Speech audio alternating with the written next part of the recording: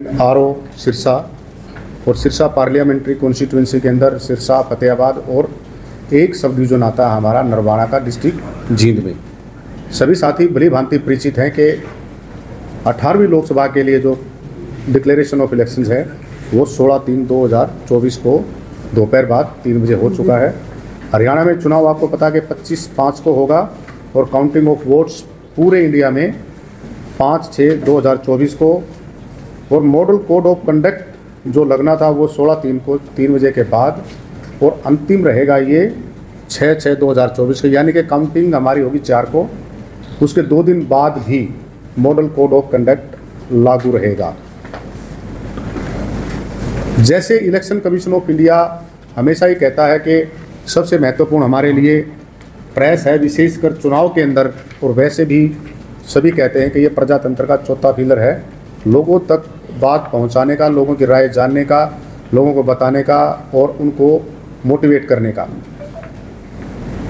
हमारे जो total district Sirsa में कॉन्स्टिट्यूंसी आपको पता है कि एसी कौन यानी कि असेंबली कॉन्स्टिट्यूंसी 5 हैं, फतेहाबाद में 3 हैं, जींद में 1 है, नरवाना। टोटल होगी हमारी 9 और 03 एससी पार्लियामेंट्री कॉन्स्टिट्यूंसी सिरसा। आज की डेट में अभी तक, हालांकि ये फ्लक्चुएट होता रहता है क्योंकि अभी वोट बननी जारी है, तो हमारी टोटल 19,24,244 वोट यानी कि रजिस्टर्ड वोटर हैं 9 असेंबली कॉन्स्टिट्यूंसी के। 9 असेंबली कॉन्स्टिट्यूंसी का अर्थ ये हुआ कि 03 Sirsa SC parliamentary constituency. Narwana Jind के अंदर जो टोटल जो वोटर हैं वो 2,19,945, जिसमें से मेल 1,16,924 और फीमेल 1,03,019।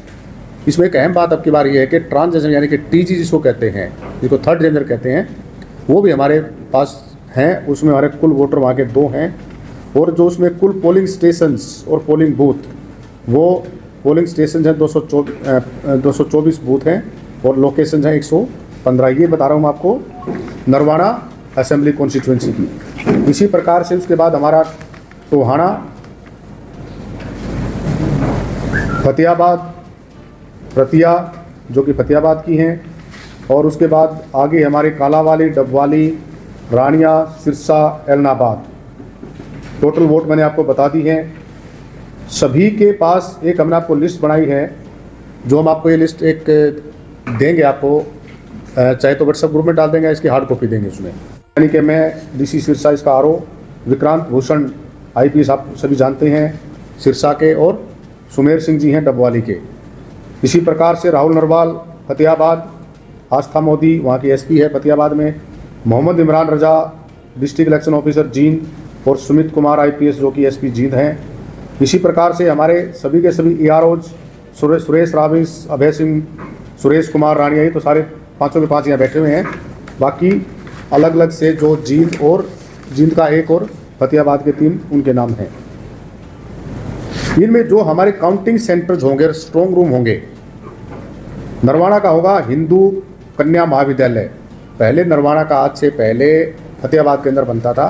पहली बार वहाँ के डिस्ट्रिक्ट इलेक्शन हो, यानी कि डीसी ने डिसाइड किया है कि वो हिंदू कन्या महाविद्यालय जींद के अंदर होगा। टोहाना, फतेहाबाद और रतिया तीनों का होगा Maniram Godara government girls college एक है वहाँ पे, जिसको बोडिया खेड़ा गाँव के अंदर बना हुआ है, तो वहीं पे होगा। कालावाली के अंदर मूट कोट, ये हमारे जो चारों के चारे हैं सारे के सारे हमारे CDLU के अंदर बने हुए हैं। ठीक है अजीब साहब। इसके अलावा जो हमारे चीफ इलेक्टरल ऑफिसर्स हैं उसके नाम, एडिशनल CO, ज्वाइंट CO और दूसरे ज्वाइंट CO, इन सभी के नंबर हमने आपको इसके अंदर, इस कागज़ के अंदर दिए, जो आपकी व्हाट्सएप में मिल जाएगा। इसके अलावा आप सभी से एक नम्र निवेदन ये है कि आपने लोगों को मोटिवेट करना है, ज़्यादा से ज़्यादा इस बात को लिखना है कि वोटिंग वाले दिन यानी कि 25 मई को लोग ज़्यादा से ज़्यादा बाहर आएँ और अपने मत का प्रयोग करें। 85+ यानी कि अब पहले 80 वर्ष की थी जो बुजुर्ग आदमी थे, अब वो 85+ हो गए हैं, उनके लिए हम सुविधा देंगे। उसके लिए हम सुविधा देंगे कि उनकी वोट घर पे ही डाली जा सके। उसके बाद हमारे साथ साथ हमारे कुछ ऐसे डिसेबल्ड, स्पेशली डिसेबल्ड, जिनको हिंदी में कई बार हम अपाहिज भी कह देते हैं, उनको भी ये सुविधा देंगे कि वो अपने मत का प्रयोग घर पे ही कर ले। हमारा BLO जाके उसके मत का प्रयोग कराएगा। अगर उसने एक बार ये प्रेफरेंस दे दी कि वो मत का प्रयोग घर पे करेगा या करेगी तो उसने वहीं पे करना पड़ेगा, उसके बाद वो बूथ पे आके अपने मत का प्रयोग नहीं कर पाएगा। इसके अलावा हम AMC एश्योर्ड मिनिमम फैसिलिटीज हर बूथ पे देंगे, जिसमें लाइट, पानी, बिजली, रैंप और एक व्हील चेयर भी अगर कोई बुजुर्ग आदमी आता है जिसको ऐसी दिक्कत आएगी वो देंगे। साथ में क्योंकि गर्मी हो जाएगी, छाया का प्रबंध वहाँ पे हर रूप में हर प्रकार से रहेगा। ये हमारी एक मोटी मोटी सी बात थी। MCC के बारे में हमने सभी पॉलिटिकल पार्टीज़ के साथ अभी एक बैठक की है, और जो प्रिंटिंग प्रेस जो पूरे ज़िले के अंदर है उसकी बैठक हम इसके तुरंत बाद करेंगे। उसमें हम ये कहेंगे कि जो भी आपने प्रिंट करना है, आप इलेक्ट्रॉनिक मीडिया से भी मेरा निवेदन है, आप इस बात को भी जन तक पहुँचाओगे कि सोशल मीडिया पे कोई भी अगर ऐसी बात जो पेड आती है तो उसको हम उसके खर्चे में जोड़ देंगे। ऐसे ही प्रिंट मीडिया वाला बिना किसी नाम के ये नहीं कहेगा ये प्रिंटर है XYZ प्रिंटर फलाना फलाना फलाना, ताकि उसको हम उसके अंदर जोड़ सकें। आप सभी को पता है कि एक पार्लियामेंट्री कॉन्स्टिट्यूंसी के अंदर जो लिमिट है वो 95 लाख रुपए है। अगर उससे आगे ज़्यादा खर्च करेगा कैंडिडेट तो वो रजिस्टर में जुड़ जाएगा और आगे के ऊपर केस चलता आपको पता ही है। और आजकल ये प्रूव हो चुका है, अगर वो ज़्यादा पैसे खर्च करेगा और बताएगा नहीं और प्रूव हो जाता है वो, तो हम मतलब इलेक्शन कमीशन ऑफ इंडिया उसकी जो कैंडिडेचर है और जीता हुआ इलेक्शन भी वो हार सकता है। ऐसे हमारे उदाहरण ऐसे भी आ चुके हैं जो सुप्रीम कोर्ट में भी हार चुके हैं। विशेषतः उमलेश यादव उत्तर प्रदेश की जो कैंडिडेट साहिबा थी। इसके अलावा हमारे जो एक विशेष बात जो हम बताना चाह रहे थे आपको, टोटल जो हमारे बूथ बनते हैं तो हमारे पोलिंग बनते हैं 1035 और 1890 बूथ हो गए और स्टेशन हो गए 1035। ये सिर्फ सिरसा के सारे हैं भाई, टोटल हमारे ये टोटल हमारे यानी कि पूरी 03 सिरसा पार्लियामेंट्री कॉन्स्टिट्यूंसी के हैं। हमने आपको सारी लिस्ट प्लस मेल और फ़ोन नंबर इस कागज़ के अंदर दिए हैं। हम आपको चाहेंगे कि आप गाए बगाए एक बार तो ज़रूर लगाओ कि इस अफसर का ये नंबर है, अगर ये दिक्कत आए तो ऑफिस पर दे दे।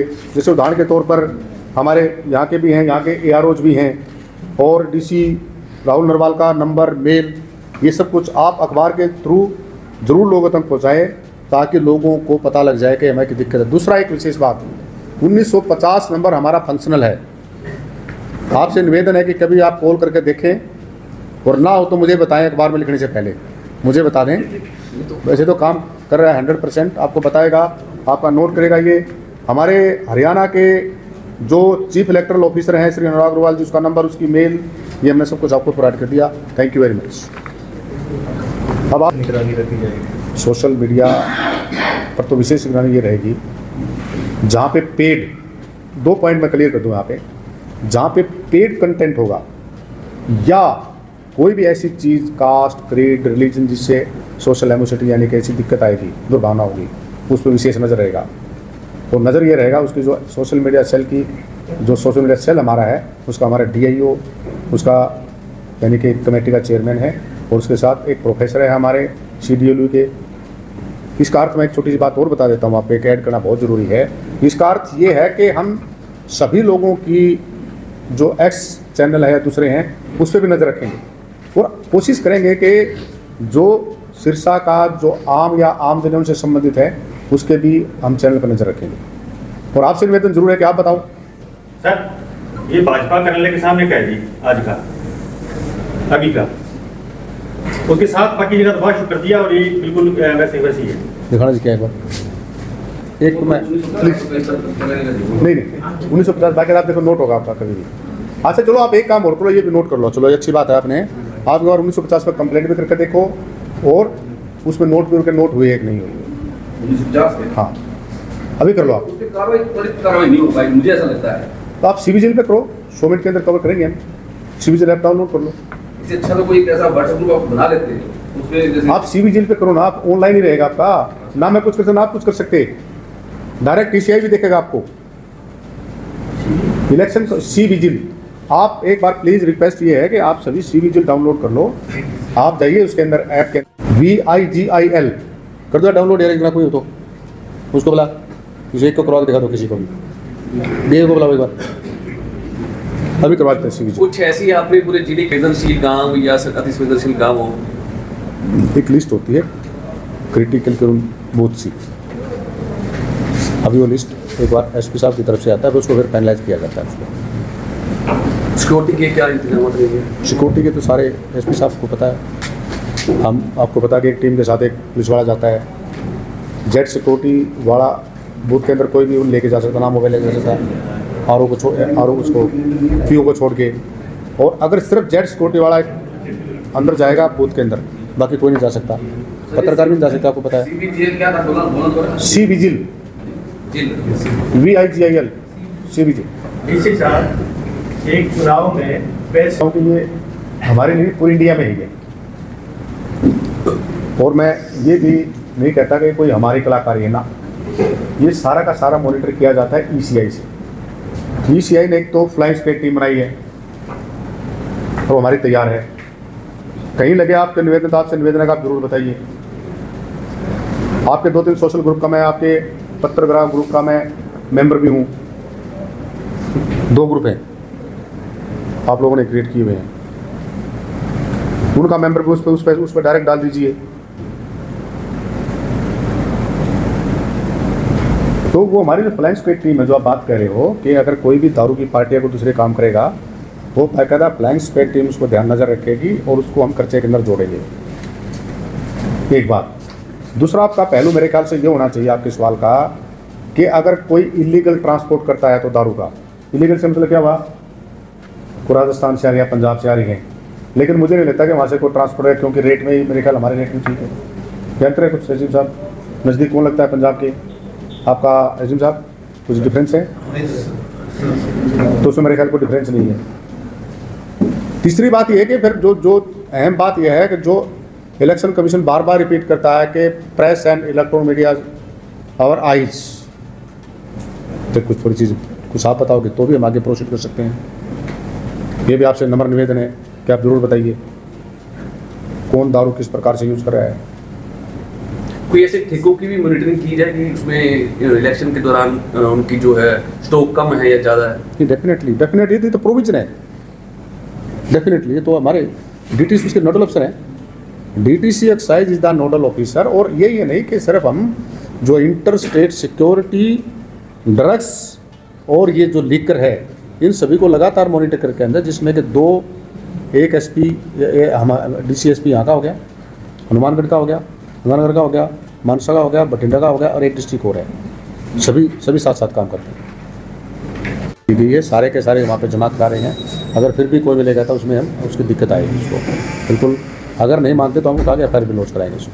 सर, रोडवेज की बसें हों या कई सरकारी कार्यालय ऐसी हैं, बिल्डिंग्स ऐसी हैं जहाँ भी सरकार के प्रचार बोर्ड लगे हुए हैं, हटा दीजिए, सारे तकरीर हटा दीजिए। वो तो बताओ कोई, हम आपसे रिक्वेस्ट है बिल्कुल। हम तो देखो, मैं श्रेयाम सबके बीच में कह रहा हूँ, प्रेस ब्रीफिंग के बीच में कह रहा हूँ, इसी को बात जरूर बताओ। ऐसी कोई बात है तो आप ज़रूर बताइए। हम उसको देखो, नोइंगली कोई भी किसी भी प्रकार का हमारा कोई ऐसी इंटेंशन ना थी ना रहेगी, लेकिन फिर भी अगर कोई P&Q और भूल चूक वाली बात है तो जरूर बताइए। जैसे हमारे साथी ने फोटो बताया, इसको अभी करेंगे, इस फोटो को ले लो मैं एक बार। हाँ, ना ले लें, कोई बात। व्हाट्सएप पे दे देगा सर? दे दिया, हो सकता है, कई बार हो सकता है इस तरह की बात है। हाँ, लेकिन चलो आप राजमंड्री में जाके आएंगे।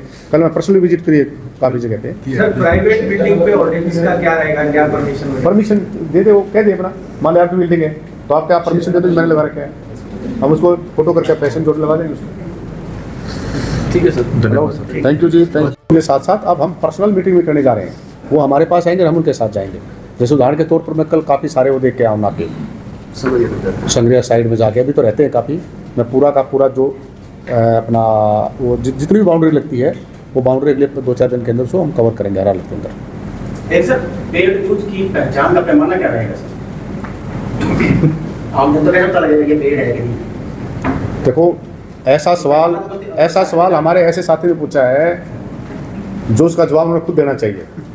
नहीं, आपका क्योंकि हम तो समाचार छापते हैं। आपका नहीं, वो चीज़ मैं पहले थोड़ा बताऊंगा आपको। कार्रवाई के बाद, वो तो कार्रवाई के बाद बताऊंगा आपको मैं। आम जनता को शिकायत कैसे करेगी? आपको उसने समाचार पत्र पढ़ लिया जनता ने। देखो, अगर ये सवाल आम आदमी करे तो अच्छी बात है, पत्रकार ये सवाल करे तो बात बनती नहीं। अल्टीमेटली आप जो बात एक्सप्लेन करवाना चाहते हो ना, हमारे पास बहुत सारे प्रूफ हैं कि जहाँ पे पेट का पता लग जाएगा। अब बताता हूँ आपको मैं कैसे, क्लैरिटी के साथ बताना चाहता हूँ आपको। इस चीज़ को रिकॉर्ड करो आप। जब लगातार आप 3-4 न्यूज़ इकट्ठी छापते हो ना और उनको ऊपर नीचे करते हो, आप कौन से इंतजामी हो गए कि जो पता लग जाता आपको? आपका नहीं कर रहा मैं बात, कोई प्रिंट करने वाला। आप कौन से, मैं कौन सा इंतजामी हूँ कि अगर कोई मुझे ये लिखे 4 आदमी बैठे हैं, ये 5 आदमी, कि ये जीतेगा, ये हारेगा, ये जीतेगा, ये हारेगा। आपका वो डाटा, यू आर नॉट, लिखने वाला कोई सिफोलॉजिस्ट है नहीं भाई। जो सिफोलॉजिस्ट होता है उसके बाद डाटा होता है। सिफोलॉजिस्ट कौन होता है? दो चुनाव का आकलन डाटा के आधार पर करता है। वो कैसे करता है? उसके पास पूरे डॉक्यूमेंट, पूरी लिस्ट होती है उसके पास। वो कहाँ जाता है? वो जाता आम जनता के पास। मान ले कि 100 गाँव हैं, 100 गाँव के अंदर 10,000 आदमी हैं, 10,000 का उसका सैंपल होगा बाकायदा, कि 5,000 से लेता है, 6,000 से लेता है वो। और वो एक बात और बताऊँ, वो जब तक डाटा जारी नहीं करेगा, जब तक वो साइन नहीं कर ले। उदाहरण के तौर पर, कि मैं इस साथी से पूछना चाह रहा हूँ, सेठ जी से, सेठ जी कहता है मैं ए के पास जाऊँगा, मैं इस बात को बिल्कुल नहीं मानूंगा जब तक ये साइन ना करके दे। तो ये तो हो गया सिफोलॉजिस्ट। ये जिसने ये अगर ये लिख दिया एक ही लाइन में, ये जीत गया, ये हार गया, ये पेड है सारा। बहुत सिंपल बात, बहुत सिंपल पैमाना है। मैं राजनीति विज्ञान का विद्यार्थी हूँ और सिफोलॉजिस्ट भी रहा हूँ और अभी भी हूँ। तो बहुत सिंपल फार्मूला है, कोई बड़ी चीज़ नहीं थी। चुनाव